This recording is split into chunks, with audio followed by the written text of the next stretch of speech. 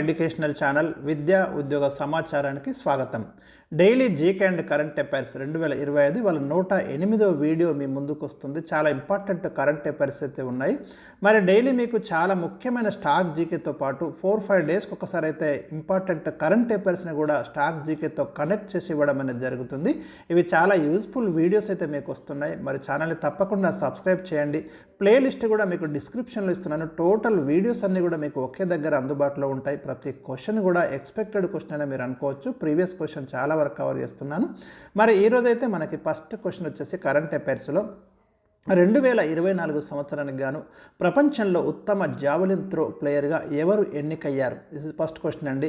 నీరజ్ చోప్రా, ఇండియాకు చెందిన నీరజ్ చోప్రా 2020 టోక్యో ఒలింపిక్స్లో మనకు మరి జావలిన్ త్రోలో గోల్డ్ మెడల్ సంపాదించారు.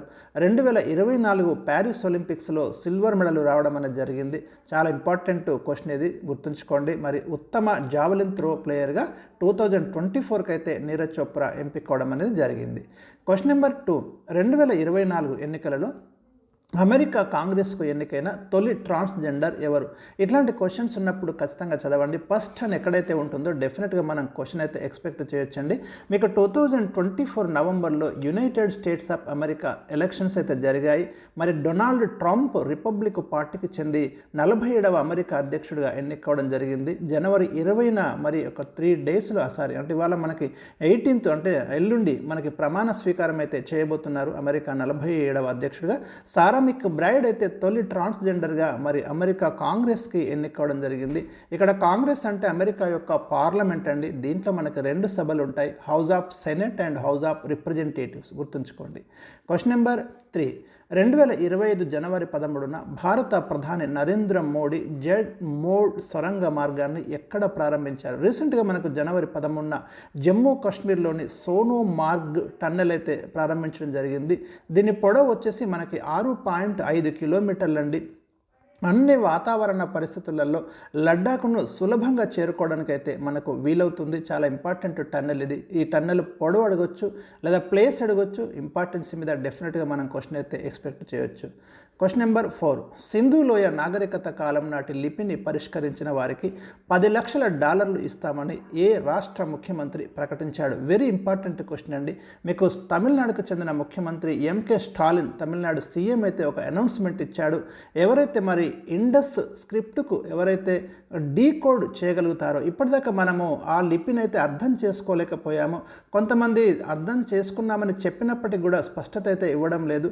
మరి సింధు ప్రజల యొక్క లిపి ఏదైతే ఉందో దీన్ని సర్పలేఖనం అంటున్నాము. ఇది పిక్టోగ్రాఫిక్ లిపి అండి. ఇక్కడ మీకు ఒక పిక్చర్ కూడా ఇచ్చాను నేను, మీరు చూడండి. వారి యొక్క లిపిని మనం పూర్తిగా అర్థం చేసుకోలేని పరిస్థితి ఉంది. రీసెంట్గా మనకు తమిళనాడు సీఎం దీన్ని అనౌన్స్ చేయడానికి కారణం ఏంటంటే, అంటే ఈ ద్రావిడ ప్రాంతంలో, ఈ సౌత్ ఇండియాలో ఉన్న ప్రాంతాన్ని మనం ద్రావిడ ప్రాంతం అంటాం, ముఖ్యంగా తమిళనాడు ఇదంతా కూడా. మరి ఈ ద్రావిడ జాతికి అటు సింధు నాగరికత ప్రజలకు దగ్గరి సంబంధాలు ఉన్నాయని చరిత్రకారులు కూడా చెప్తున్నారు. కాబట్టి ఈ అనౌన్స్మెంట్ అయితే ఇవ్వడం అనేది జరిగింది. క్వశ్చన్ నెంబర్ 5, ఒడిస్సా 27వ గవర్నర్గా 2025 జనవరిలో ఎవరు నియమితులయ్యారు? కంబంపాటి హరిబాబు నియమితులు కావడం జరిగింది ఒడిస్సా 27వ గవర్నర్గా, గుర్తుంచుకోండి. Very important current affair.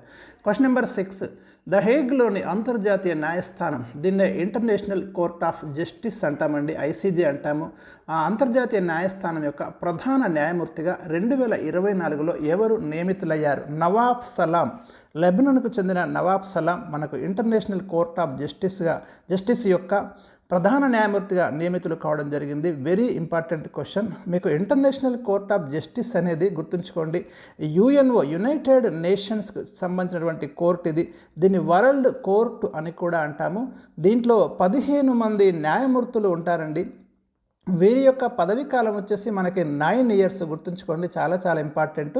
Nawab సలాం లెబనాన్కి చెందిన వ్యక్తి అయితే మనకు అంతర్జాతీయ న్యాయస్థానం యొక్క ప్రధాన న్యాయమూర్తిగా నియమితులు కావడం జరిగింది. ఇంటర్నేషనల్ కోర్ట్ ఆఫ్ జస్టిస్ అంటాం.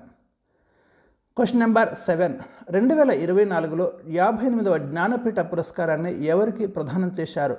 గుల్జార్ ఉర్దూ కవి, అదేవిధంగా రామభద్రాచార్య సంస్కృత పండితుడు. ఈ ఇద్దరికైతే మరి భారతదేశంలో ఇచ్చే అత్యున్నత సాహితీ పురస్కారం జ్ఞానపీఠ పురస్కారం అండి. 2024లో ఈ పురస్కారాన్ని ఇద్దరికి ఇవ్వడం జరిగింది, గుల్జార్ మరియు రామభద్రాచార్య.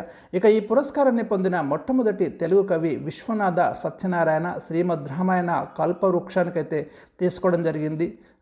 ఇది కూడా చాలా ముఖ్యమైనటువంటి ప్రశ్న, recent current affairs. Question number 8. Mauritius దేశం యొక్క నూతన ప్రధానమంత్రిగా ఇటీవల ఎవరు ఎన్నికయ్యారు? నవీన్ రామ్ గులాం మారిషస్ యొక్క ప్రధానమంత్రిగా ఎంపికవడం జరిగింది. దీని క్యాపిటల్ వచ్చేసి పోర్ట్ లూయిస్ అండి. మారిషస్ ఇది ఆఫ్రికా ఖండానికి చెందిన దేశం. ఇండియన్ ఓషన్ అంటే మనకు హిందూ మహాసముద్రంలో ఉన్నటువంటి దేశం. ఇక్కడ కూడా ప్రశ్న రావడానికి అయితే అవకాశాలు ఉన్నాయి. ఈ ఇన్ఫర్మేషన్ అయితే ఇచ్చాను. Question number 9. International atomic energy agency, దీన్నే మనం IAEA అంటాం. వెరీ ఇంపార్టెంట్ ఇది.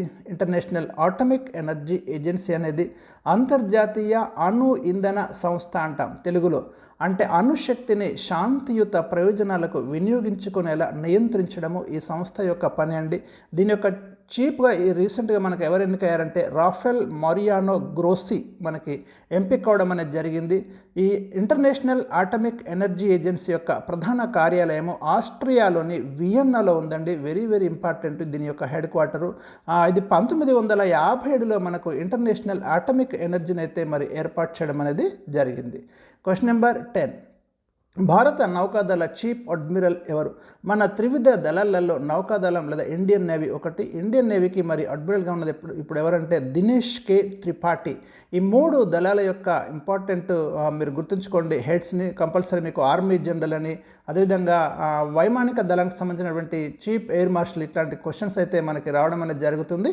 దినేష్ కే త్రిపాఠి నౌకాదళం యొక్క మరి ప్రధానాధికారిగా పనిచేస్తున్నారు. సో ఇవి ఈరోజు నేను ఇచ్చినటువంటి 10 క్వశ్చన్స్. రేపు మీకు ముఖ్యమైన స్టాక్ జీకే క్వశ్చన్స్ అయితే ఉంటాయి. వీడియోను లైక్ చేయడం మర్చిపోకండి. Thank you for watching.